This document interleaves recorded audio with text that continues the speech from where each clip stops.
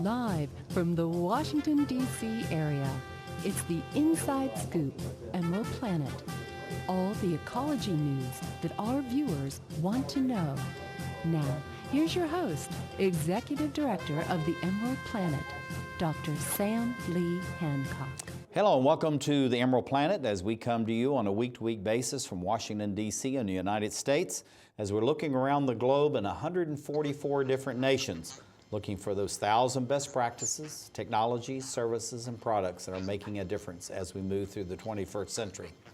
And as we go to the 21st century and we add about 2 billion new people to the planet, how are we going to be able to provide all the food, the fuel, the fiber, the basic infrastructure, everything they need? And at the same time, how do we enhance the environmental quality and the beauty of the earth when you have 9 billion people all sharing it? And a gentleman sitting right beside me and another one that's coming in from Mexico is going to be sharing with us all about that. And we have Jesús, who is going to be coming in from Michoacán in Mexico. And we'll get him introduced in just a minute. And he's coming in by Skype. And then Bill Dent, William, is sitting right beside me. It's been on with us a number of times. Yes. And we're welcoming him back. And this is, man, this is really all about the monarch butterflies, the World Heritage Site in Mexico. Many people think that the monarch is just a beautiful animal, beautiful insect. Indeed. But at the same time, it's critical to pollinating the trees, the crops, the orchards, everything, because it's a pollinator. And that's very, very important. So tell us a little bit about the preserve, what it's all about, where it is, and we have some maps, to share that. And then Jesús, we're going to get him involved and ask him some questions about the local community around the preserve. So Bill Dent of Natural Partners and the Monarch Sister Schools program, welcome back to the Emerald Planet TV. Thanks, it's great to be back. Glad to have you here. So, in Mexico in 1975, they discovered a place where the monarchs congregate every winter. And thanks to the tagging program that had been started a few years before, they were able to determine that the butterflies that we have up here in the United States and in Canada, southern Canada, end up migrating. Before, the butterflies here were not connected with the butterflies down there. And it was determined that they make this 2,000-mile journey, an incredible journey indeed. And actually, here at our Natural History Museum in Washington, there is an IMAX film called The Incredible Journey of the Butterfly. So in 1975, after it was discovered that the monarchs down there are the same ones that we have here, they decided to create a reserve.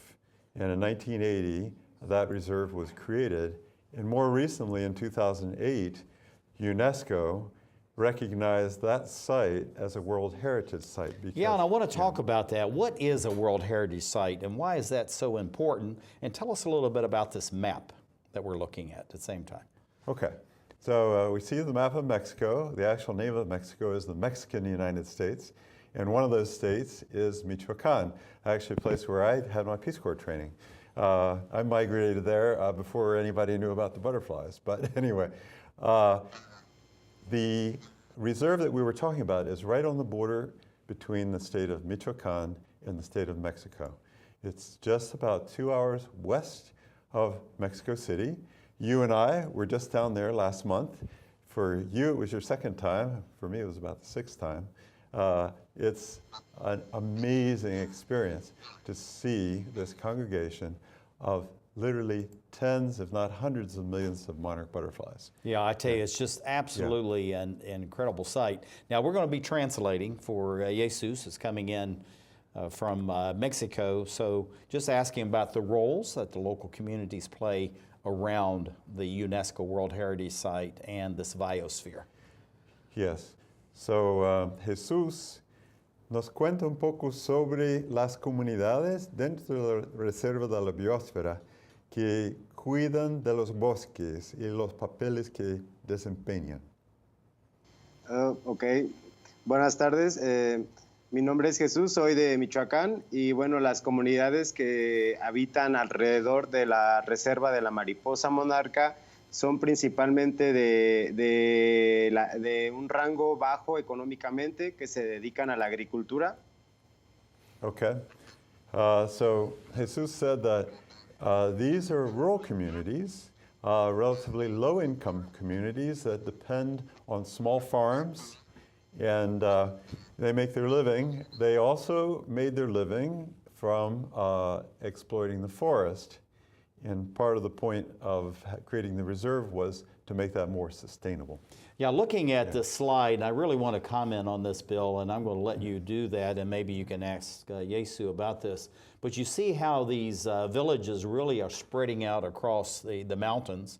Mm-hmm. My understanding is these are 11,000 feet above sea level and higher. And so we're denuding the mountains of the forest that the monarchs need, as well as all, the watershed itself. So what has been the long-term impact of now this being a World Heritage Site and having the biosphere as far as maybe reversing or at least stopping some of this damage to the environment? Okay, I can address it. I know you're going to. Okay. Go right ahead. So, yes, as everywhere in the world, human populations have grown, as you were saying at the very beginning, and we're having more and more of an impact on the habitat. And the habitat is vital. The habitat is vital to each species. In the case of the monarchs, the habitat where they spend the winter are the Oyamel forests at these elevations that you were mentioning, around 10,000 feet. That's where we went last month. And this is the preferred tree. Without those trees, they don't have a winter home. They go south, like a lot of people go to Florida to get away from the cold weather. They're a tropical butterfly. They cannot survive the winter, so they have to go south to Mexico. Here in the States, they depend on milkweed, which is their host plant, but we'll talk more about that later. Mm-hmm. Yeah, looking at this, I mean, this is just really an absolutely beautiful site.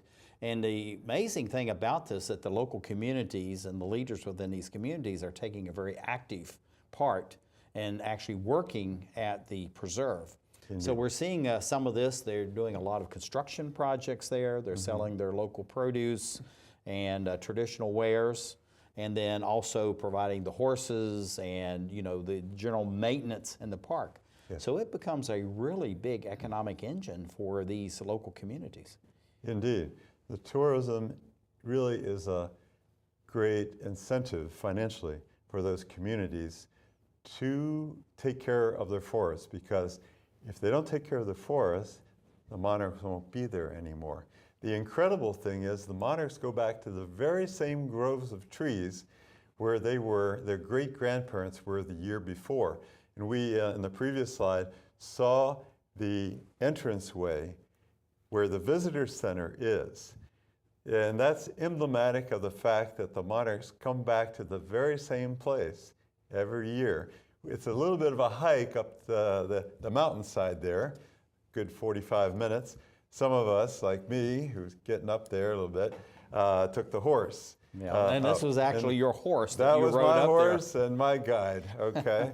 And it was a good ride, and I was glad to get up there. But I want everybody that's watching this program to know that this is me walking up the mountain, and I was getting really good exercise. Indeed. And it's I commend you. fabulous. Now, again, go back to the species on these trees that we're looking at, and why are those so unique to this area, but also so special to the monarch butterfly? Yeah, well, for whatever reason, and we can't read their minds, the monarchs chose as their host plant milkweed here in the United States and up into Canada. Down in Mexico, they love the oyamels. The oyamels grow from about 7,500 feet above sea level up to 10,000, 11,000 feet. Right.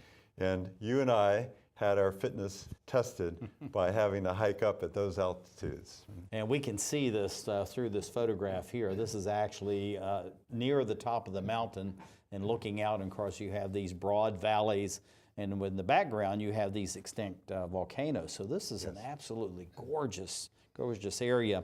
What are some of the governments that are involved as far as the authority over protecting these areas and that are working with to keep the villagers involved with the forest, but also at the same time to protect the forest? Right. There is a government agency which is responsible, and when we did the documentary 2 years ago with the film class of American University, we had to get an authorization from them. I'm going to check with Jesús to get the exact name. Jesús, ¿cómo se llama la agencia del gobierno que toma cuenta de la reserva? Es Semarnat. Semarnat y CONAM, Comisión Nacional de Áreas Naturales Protegidas.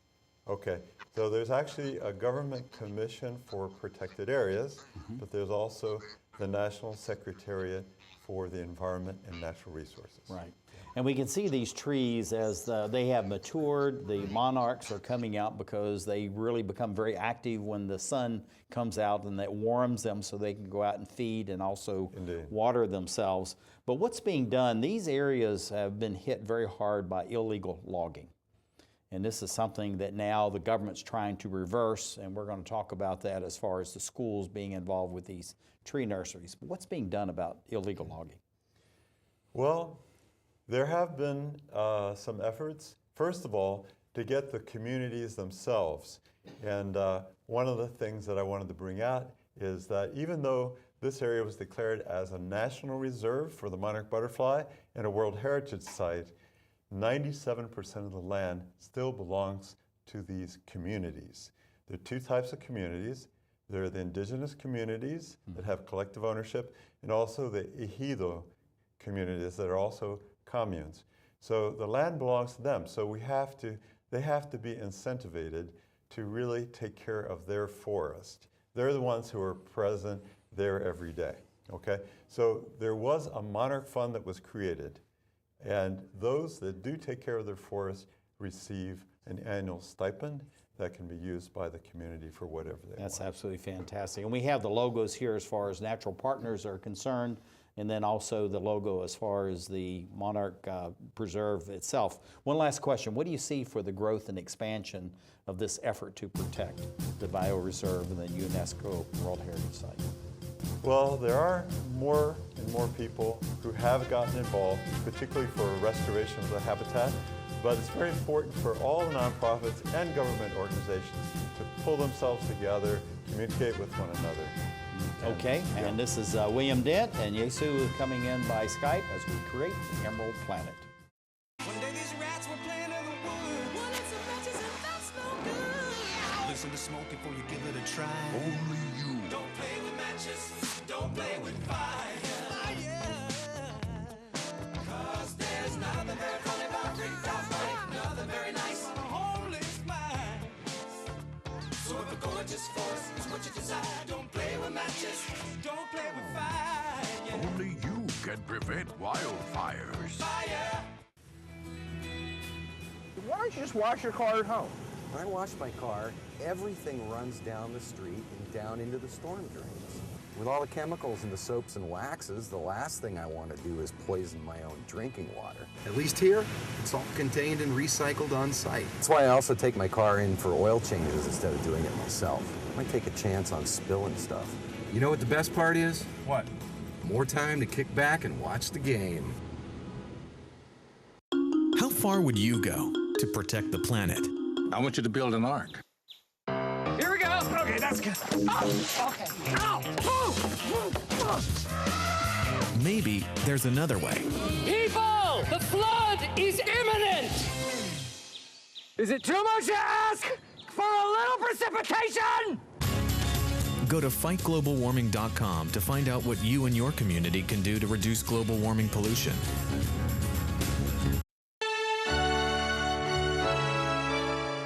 Somewhere around the world, there are men and women of the armed forces risking their lives, helping rebuild communities after natural disasters, collecting toys for needy children, tutoring kids in school. These are your sons and daughters who work to keep us safe, secure, and free. Dedicated men and women who put their country first.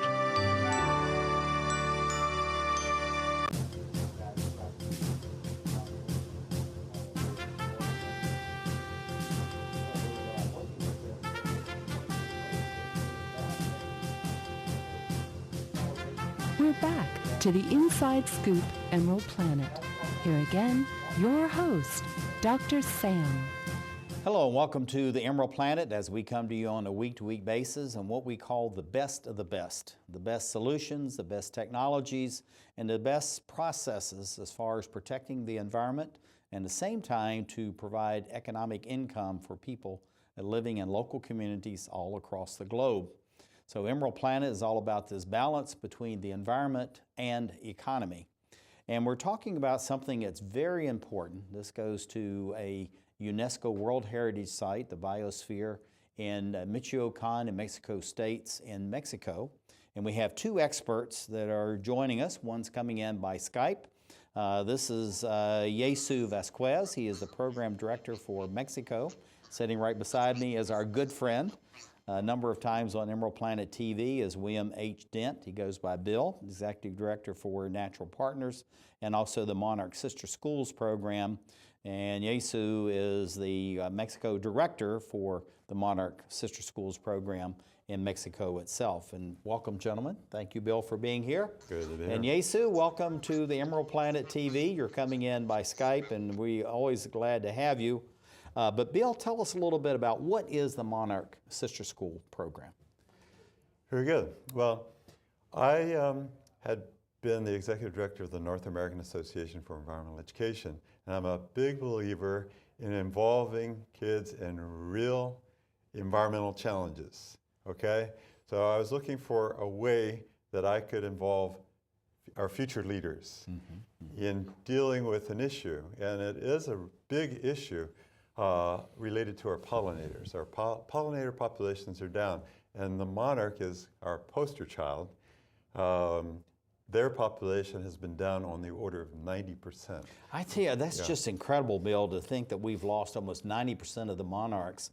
And yet, when you think about butterflies, as you said, the poster child, I mean, you just think of the monarchs, no matter how many hundreds and thousands of other varieties of butterflies they are, but the monarch really is the king and queen. As far as the butterflies. The name. Yes, absolutely. But looking at, we've got the logos up here, looking at this whole thing as far as the World Heritage Site, which really led to the establishment of the Monarch Sister Schools program. So how did one of these actually support and feeds and supports the other?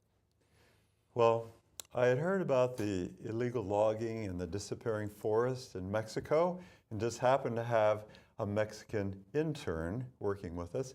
He was doing his environmental law degree at American University. So I said to Cesar Murillo, Cesar, find out who in Mexico is working on this problem of the illegal logging and the disappearing forest. The monarchs need that forest down in your country. And he found out it was the World Wildlife Fund. And I had worked with the World Wildlife Fund in Brazil and said, great, I'll get in touch with them, which I did. And I worked with them for the better part of a year. And they're doing a great job in working with the communities. But I thought we should involve the youth. And you know, the school should have environmental education. So that's where the idea for our program came. And it started in Mexico, actually. Before the United States. Right. And looking at this, I want to go back to this slide here. And the butterflies themselves are absolutely spectacular when you see them. But then when you have a chance to see them like this, and you're standing there and the sun... you're a witness. Sir. I know, I'm standing there and the sun starts to warm, they start to flutter, and this whole tree is shimmering. I mean, literally, these trees are huge, and they're just shimmering. So tell us about the nesting and the rest that the monarchs are going through in this special forest in Michoacán and Mexico State of Mexico. Right. Well, it truly is something magical. The monarchs migrate over 2,000 miles from southern Canada and the northern part of the United States, all the way down to this volcanic range in central Mexico. There's something magnetic there. Some people say they follow the Earth's magnetic field. That's the only way that they find their way back to the same groves of trees where their great-grandparents were the year before. And the amazing thing about this is that people for hundreds of years just had no idea that this was all going on. That's right. And it's really fairly recently, meaning the last couple of decades, that we found out about that, and that makes it even more exciting. But ask Jesús as far as what are some of the activities that are going on with the Monarch Sister School program in Mexico, and why the schools that he selected. Okay, I certainly will. Jesús, queremos sus comentarios sobre las actividades realizadas en las escuelas hermanas ahí en Michoacán. Nos comenta un poco sobre las principales actividades. Bueno, las principales actividades que realizamos son los talleres de educación ambiental, el vivero forestal, el jardín de Asclepia, actividades culturales, reforestaciones y paseos a los santuarios de la mariposa monarca. Todo con niños de comunidades rurales. So, with children from the schools that are located either in the Biosphere Reserve or contiguous to them, we do a whole series of activities, including environmental education workshops. The children are operating their own tree nurseries to produce baby trees to do reforestation projects, those places where there's been the illegal logging, to try to, and then that changes their culture because they start thinking about sustainable forestry too. We also have a milkweed garden because there are some lazy monarchs who just like hanging out in Mexico, and they also need some milkweed, so we have that. And we do sponsor the children so that they can go up and see this true world wonder. That's why it's a UNESCO World Heritage Site, where the tens of billions of monarchs are there, as you said, glimmering in the sun, especially in the afternoons they come out, and it's just like, you know, a spiritual communion. It really is like being in a cathedral, but it's all natural. And you just see the absolute beauty of this in this slide that you have here with the monarch among the tree limbs and all that. But looking at the students, and we're going to talk about this a little bit later on as well, but the fact is raising, you know, the seedlings, the trees, and then doing the reforestation. What is the impact of that on the parents and the elders within the communities so that we're going beyond just the children being involved, but we're involving the whole community? Well, you know, Dr. Sam. And I want you to ask Jesús that. What does he see? Okay. La pregunta, Jesús, es, ¿cuál es el papel que los padres tienen en el proceso de reforestación y cómo es que cambian ellos también, no solamente los niños? Bueno, las actividades son realizadas con los niños de las comunidades, pero siempre vienen acompañados de sus papás. Cuando vamos a reforestar, no solo el niño es el que sube con el árbol bebé al bosque, sino también va el papá. Cuando nosotros damos un taller, le decimos al niño que comparta la información con sus papás, que supervise que su papá lo haga como debe de ser. Okay, very good. So, first of all, when the children are going to plant those oyamel trees that they've raised, there are a couple other species, they go with their parents. Their parents always accompany them. They're a lot stronger. If you're a second grader, you're not going to be quite so great in digging those holes. And there's a lot of preparation work that goes with it. Also, with the workshops that we do, Jesús asks that the children share with their parents what they've learned. And they do a lot of artwork and other things that are material and graphic they can share. Yeah, that's absolutely fantastic. And going back to Jesús, and of course, I want you to mix in what you're doing in the United States, about what various institutions, other institutions and nonprofits that are involved both in Mexico and the United States that are all part of this process. Yeah, as I said earlier, we really couldn't do it just by ourselves. We have to work with others. One of our partners is Altenare. You were there at their training center. They're doing a great job in working with the local communities, and they train young people in their 20s, mid and late 20s, to adopt these best practices that you talk about. And they indeed have fantastic best practices, whether it's more fuel-efficient wood stoves, the use of, the water-based toilets and yes, those kinds of things. All forms of natural fertilizers, other practices for using less water in general, just increasing their production to take the pressure off the forest. Because if they can produce more on the same land, there's going to be less likelihood of creeping up the mountainside. The thing with Jesús, and I want you to ask him this question, I know that he's living in the community, he's very active in the community, engaging. So what is he seeing as far as their local communities there that are being involved? Is it through the communities of faith? Is it through beyond just the regular school day to be involved? You know, what other kinds of organizations are involved? And we got to be fairly quick to do this. Jesús, comentarios, por favor, sobre las alianzas que tenemos, otras organizaciones en la comunidad con las cuales trabajamos. Con universidades que están alrededor de la comunidad, con organizaciones que también trabajan en el trabajo comunitario para cuidar a la mariposa monarca. Trabajamos también de la mano con los negocios locales, desde pequeños negocios de aquí de la misma comunidad hasta negocios más grandes.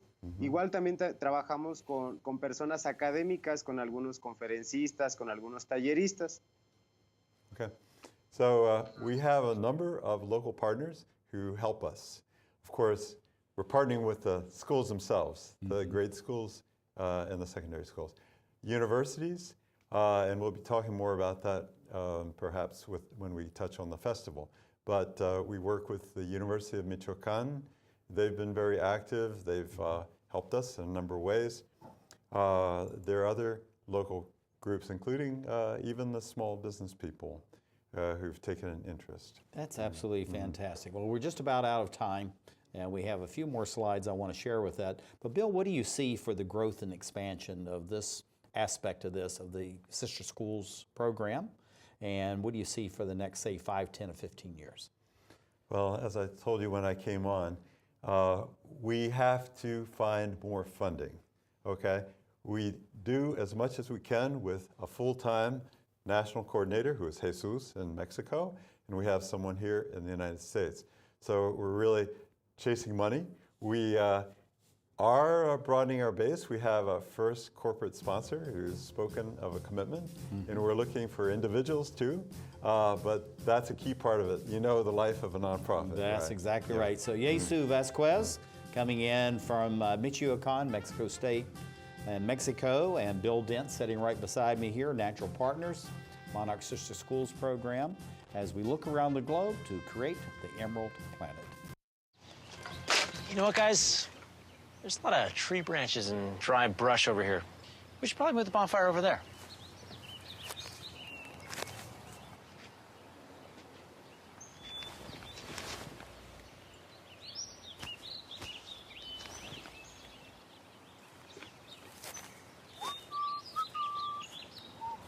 I'm guessing Smokey liked that idea.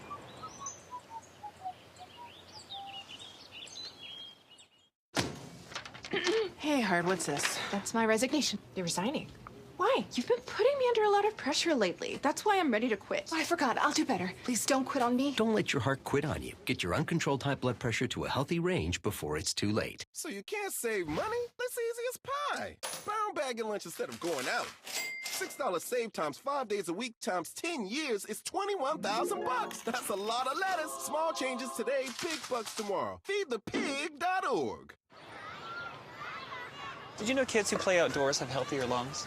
Totally. I did. Did you know that boys that play with dolls make better husbands? My son has lots of dolls. But did you know terry cloth diapers breathe better? I did. It's totally true. Oh, yeah, yeah. Did you know that strollers have the right of way on the sidewalk? Yes. Yep, I did. Did you guys Did you know that kids who eat breakfast have higher GPAs? Yeah, I know. Yeah.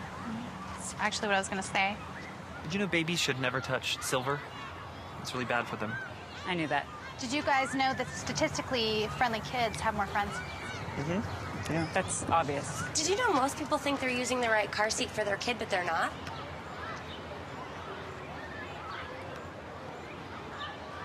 Parents who really know it all know for sure that their child is in the right seat at the right age and size. Visit safercar.gov/the right seat to make sure your child is protected. I'm putting that on my blog. I just put it in mine.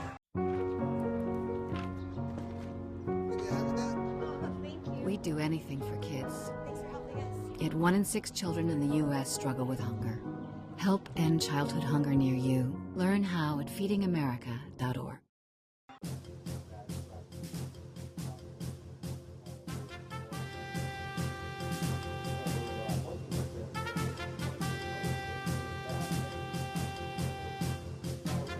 We're back to the Inside Scoop Emerald Planet.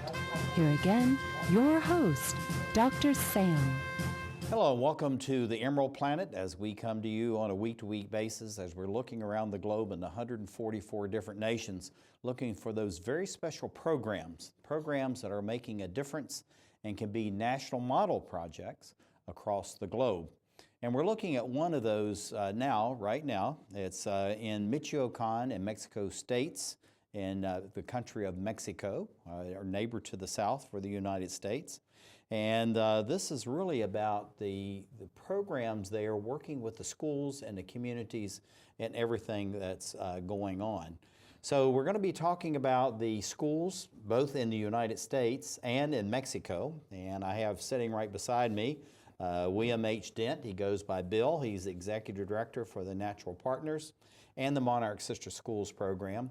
And then coming in by Skype is Jesús Vàzquez, who is the Program Director in Mexico for the Monarch Sister Schools program.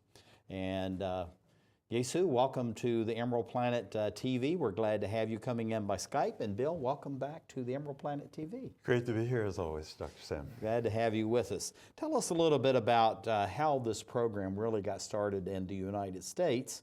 And I know that I learned something that actually started in Mexico first and then brought it back to the United States. But looking at establishing it here and what that's done as far as strengthening, expanding, and growing the program in Mexico. Mm-hmm. Well, we sensed a great deal of interest. We actually had contacts at the U.S. Botanic Garden, and I had been talking with teachers. I was a teacher myself, and trying to get kids reconnected with nature, first of all.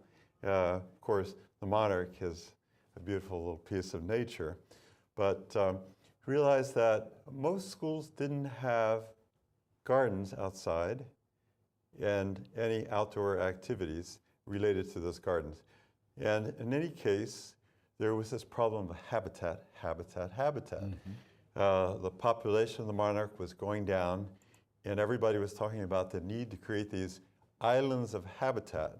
And one of the best places to do it in a community would be on the school grounds, where both the students and the parents could be involved. Although we're talking about schools in the United States and Mexico, we're going to be showing these slides were actually taken in Mexico. And it's just fabulous to see all the work that's going on and the excitement, Bill, that's transpiring there. So let's ask Jesús what he sees. In other words, looking at this mural that's at this school, this is fabulous. So what brought this about, and what does this really mean to the community to have something, this grand at one of their local schools? Mm-hmm. Jesús, Dr. Sam está comentando sobre la muralla que fue pintado en la escuela secundaria. Cuéntanos un poco sobre la historia de esa muralla y los trabajos en la escuela secundaria forestal. Bueno, en la secundaria técnica forestal tenemos un vivero forestal con producción de árbol de oyamel y también tenemos un jardín de asclepia que es donde nosotros, en el fondo, se nos ocurrió la idea de plantar un mural alusivo al bosque de la mariposa para que cuando llegue alguna mariposa a nuestro jardín pueda como sentir un poco más el entorno de estar en un bosque. Okay. So Jesús was saying that while, yes, we did start a school-based tree nursery to raise those baby trees we were talking about, they also decided to plant a milkweed garden, a butterfly garden for the monarchs. And after the garden was established, they say, wouldn't it be nice to paint that mural and kind of welcome the monarchs, to make them feel more welcome? This is something, and I wanted to comment on this, and Jesús, you can chime in on this as well, but the one thing that we've noticed in all the time that we've been in Mexico, and I've been in the country 4 times now, is that the hospitality is fantastic. The people are very warm, They're welcoming. They want people to be involved in what they're doing. And looking at this slide that we have here as far as the mural and the gardens and the trees, is that they really take great pride in this. And even though I know people in the United States take pride in their schools and all that, the Mexicans really, it's almost like they embrace their schools. I mean, it's just a different feeling and a different concept of what education means and what they feel like it's giving back into their communities. Yes. So between you and Jesus, you can ask him to chime in on this. What is that feeling, since he's actually gone through the schools there and now he's working back in the schools? Right. Well, I can testify to it just as you did. The schools are truly community schools. The children walk to school. The parents are close by. There are many activities where the parents come and do things with their children on site at the schools. But I could ask Jesus. Yes, also. I'd like for him to Okay. talk about the fact of going through the schools and now he's actually active back in the schools. I think that's a very special connection. Jesús, por favor, comenta un poco sobre el papel de los padres en las escuelas y la relación de nuestro programa con las familias también. Bueno, los talleres están enfocados en sensibilizar a los estudiantes para que de tal forma cuando ellos regresen a su casa con sus padres, ellos los conocimientos que adquirieron en la escuela los puedan compartir con sus papás. A la vez, sus papás pues también son partícipes de ayudarnos en algunas actividades, como en las actividades culturales, en los desfiles, en la conservación de áreas verdes, en la limpieza de calles. Son algunos ejemplos en los que los papás participan activamente y dan el ejemplo para sus hijos. Okay, gracias. So he was talking about specifically those workshops, and we do about 5 different types of workshops, and some of them are just basic things like recycling, not just about the monarch butterfly. And the children share, as I said earlier, the things that they're doing in these workshops, and the parents get involved in community-type projects like cleaning the streets and things like that, just creating more of a conscience about. Now, going back to the gardens that they're actually planting at the schools and then, of course, taking that into their home areas, what kind of native plants, because I think you're going back to the native plants because of the needs as far as water and soil types and all those other kinds of things. And then why are the gardens so important to the youth, but also to the adults in the community? Okay. Well, the gardens are important, and we actually do 2 types of gardens. We are doing the native plant gardens for the monarchs, whether it's the trees, the Oyamel trees, or the milkweed. But we're also doing vegetable gardens, which is very important, especially the children who live in town. They're not out on the small farms. So we're trying in multiple ways to connect them with nature, including going up to the forest and planting those baby trees with their parents. Now this is actually taken at one of the very small gardens in front of the classroom, so the students could actually come out and see the caterpillar, you know, was marching around and seemed to be having a very good time with this plant that's right in front of us.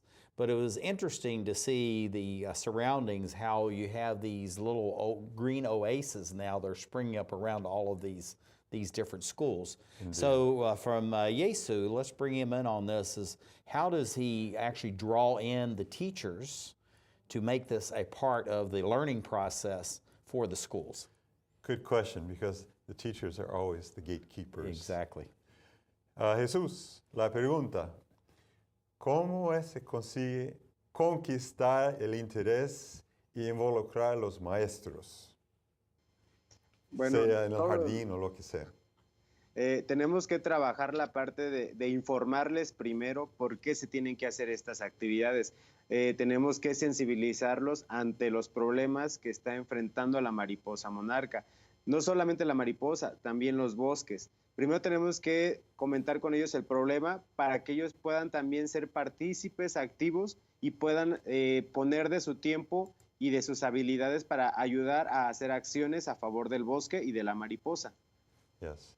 So it's really education, education, education. It starts with having to convince the teachers that this is really something important.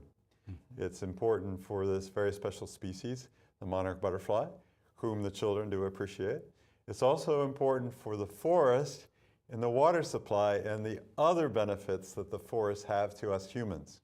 Yeah, and looking at this garden that we have in this slide, I mean, this is really beautiful. We saw this a little earlier, but this is really a significant amount of green space that you have. And actually, as we were in this garden, you could see the butterflies coming in and actually feeding and collecting the nectar.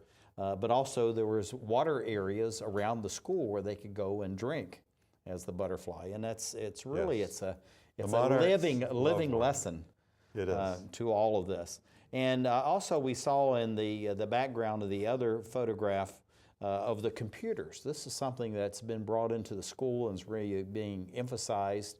And also it's like a play off of the pen pals and all that. So how this interaction between the students in the United States and in Mexico, and how is that enhancing education and also language?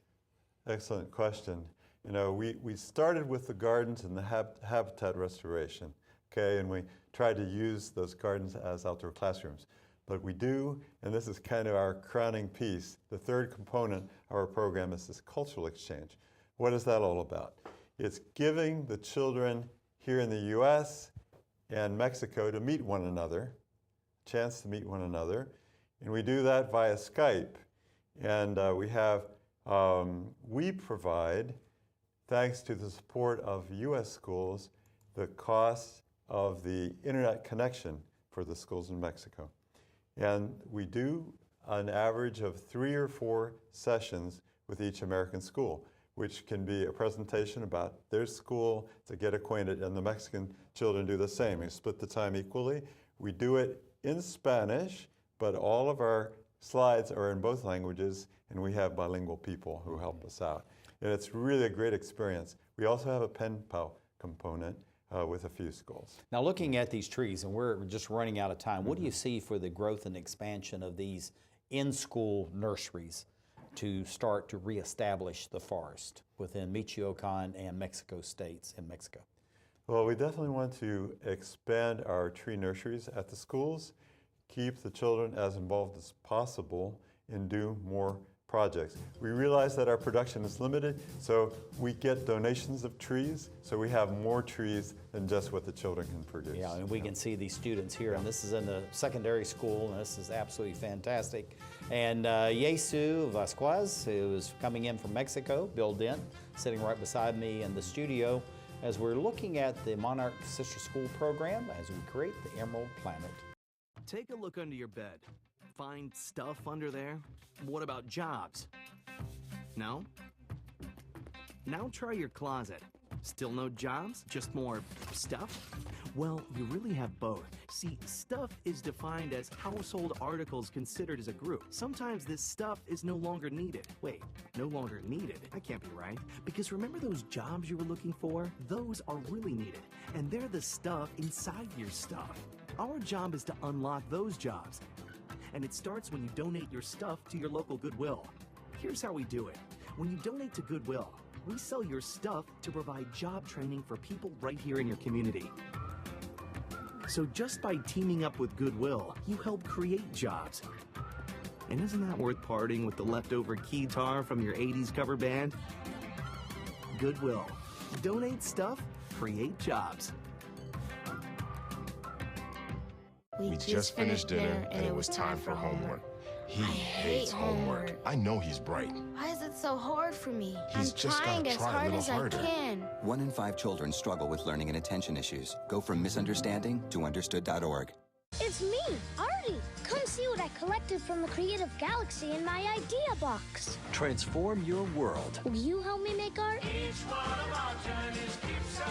Before you throw it away, Hey, I have an idea. think outside the box. Go be amazing! Give your cardboard box another life. Recycle. Most party fouls, not a big deal. But if you decide to drink and drive underage, you could lose your license and your freedom. Underage drinking and driving, the ultimate party foul.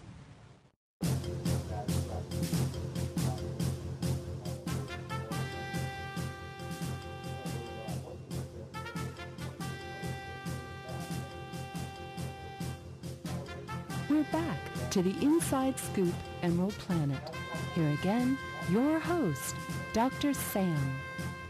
Hello and welcome to the Emerald Planet as we come to you on a week-to-week basis from Washington, D.C. in the United States as we're looking around the globe in 144 different nations, looking for those 1,000 best practices, technology, services, products, and the people, of course, that are making a difference as we go through the 21st century. I'm Dr. Sam Hancock, the Executive Director and President of Emerald Planet and the Emerald Planet TV.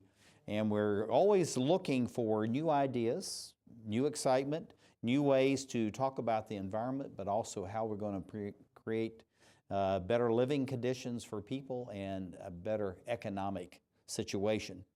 And we're going to talk about the National Monarch Festival, which is centered around the monarch butterflies. And I have two people that are experts in all this and very actively involved. I have Jesús Vàzquez, who is the Program Director for Mexico for the Monarch Sister School Program in Mexico. And sitting right beside me is my good friend, a Rotarian friend. You can see his Paul Harris pin on his lapel there. William Bill H. Dent, the Executive Director for Natural Partners and the Monarch Sister School Program. And Jesús, welcome to the Emerald Planet, coming to us from Mexico by Skype, and then Bill being right here in the studio, and thank you for doing this.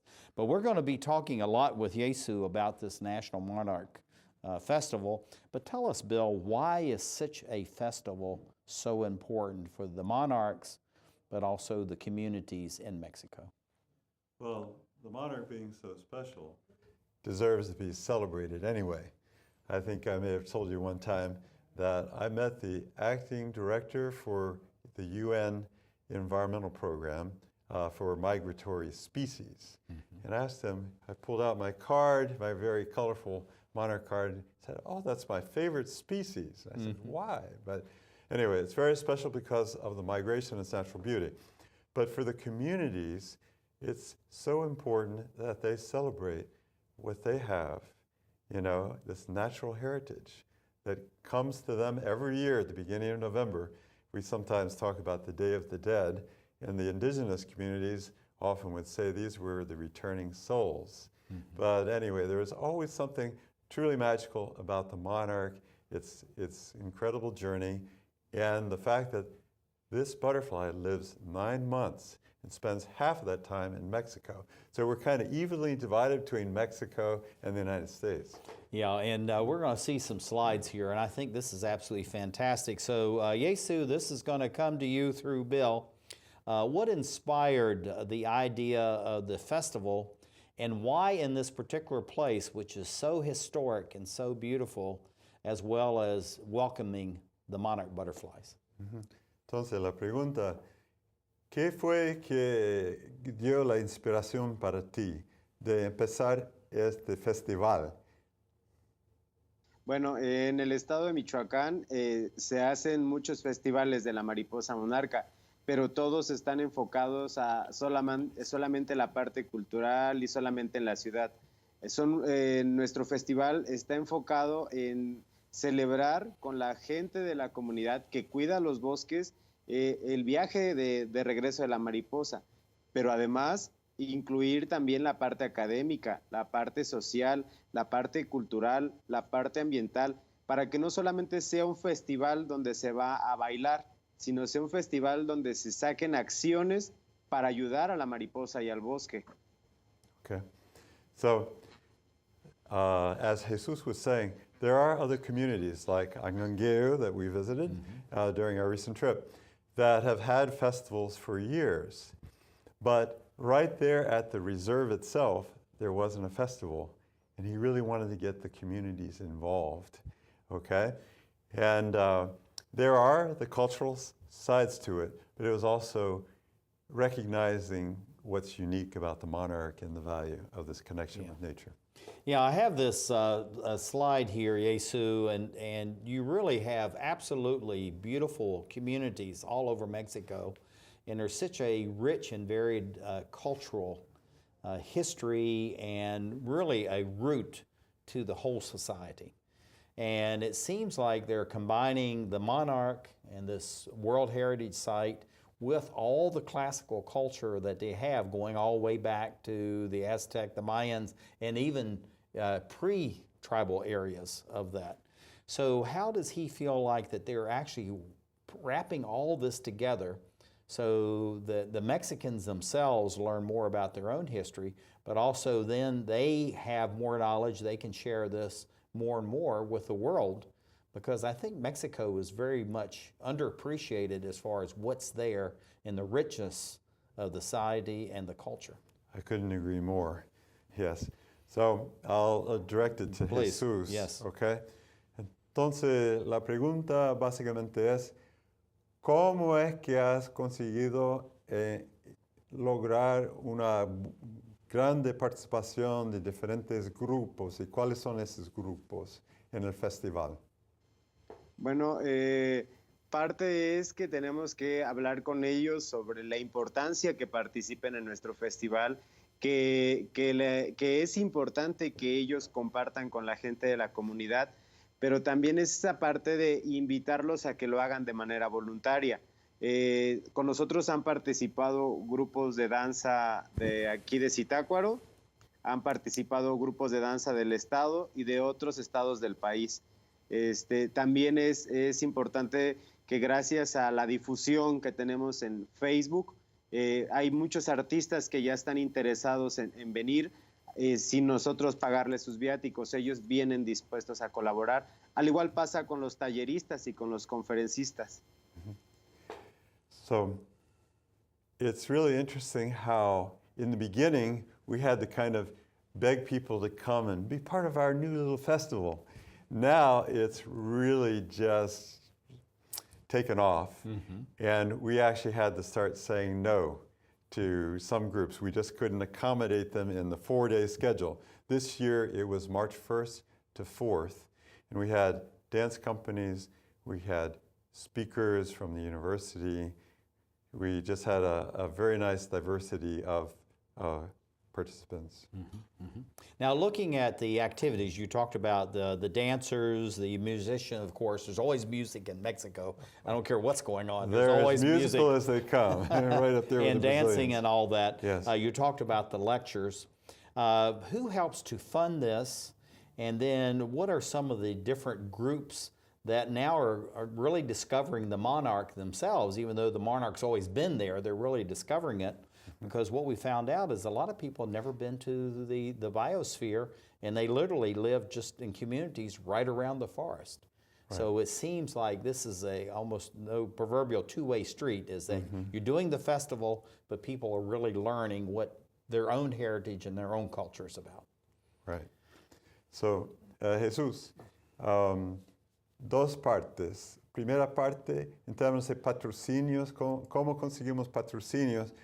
Y por otro lado, ¿cuál es el beneficio para la comunidad?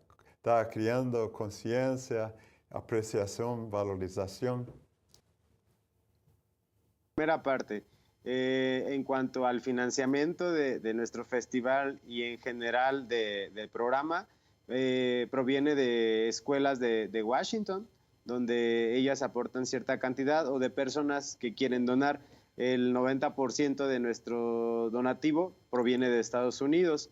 El otro 10% también es por parte de la comunidad, de la gente de los negocios que tienen aquí en la misma comunidad, de gente que dice yo te doy hospedaje, yo te doy comida, de negocios pequeños, de ellos recibimos cierto ingreso. Okay, déjeme traducir esa parte. So, translating the first part.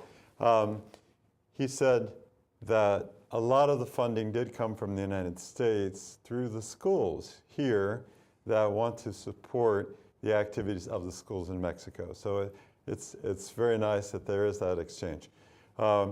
But a good part of the support also came at a real grassroots level within the communities, people who donated food, people who volunteered their time.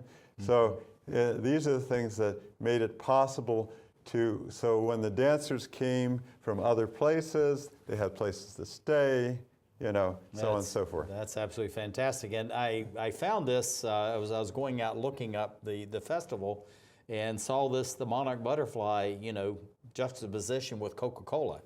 So this is something that really is catching on. So this is just only going to become larger and more involved, and many more people will be. So they'll go from 4 to 5 days to 6 days, who knows? Yeah, and next year we want it to be an international festival. Yeah. We're going to try to bring people from the States, from those schools, and other places that have already been supportive of the festival. That's fantastic. Another question for Jesús. What is the difference of this festival that you're having, the Monarch Festival, from just festivals in general around Mexico? Sí, explique de nuevo la diferencia entre nuestro festival y otros festivales que ya existían. Bueno, nuestro festival se realiza en una comunidad, no se realiza en la ciudad o en un pueblo, se realiza en una comunidad muy pequeña para que la gente que vive cerca del bosque pueda disfrutar de estos eventos. Y además no es un festival donde nosotros impongamos las actividades. Hacemos que la comunidad opine y participe de qué es lo que quiere y cómo quiere que se realice este festival. Vamos haciendo que cada vez la gente se sienta que es su festival y no nuestro festival. Okay. So there are two very important distinctions. One is the location, which is closer to the communities that didn't have a festival, so we're involving them. And related to that is the fact that we have consulted them as to how they want to do the festival. We want them to feel it's their festival. They're actively involved in the planning of the festival. What about the interaction? You talked about the support, you know, as far as that is concerned. But what do you see about the growth of the festival? And let's close out with that. Yeah, we're looking. We think that it will continue to grow. It has been growing on its own. The communities are more and more enthusiastic. We're going to get participation from the United States. It's going to become an international festival. And I hope many people will actually consider coming and visiting during that time. We'll be doing more trips. Thank you for doing this. Jesús, thank you very much for being with us, coming in from Mexico. Thank you to viewers for looking at this to learn about the monarchs, everything that's going on as we look around the globe to create the Emerald Planet.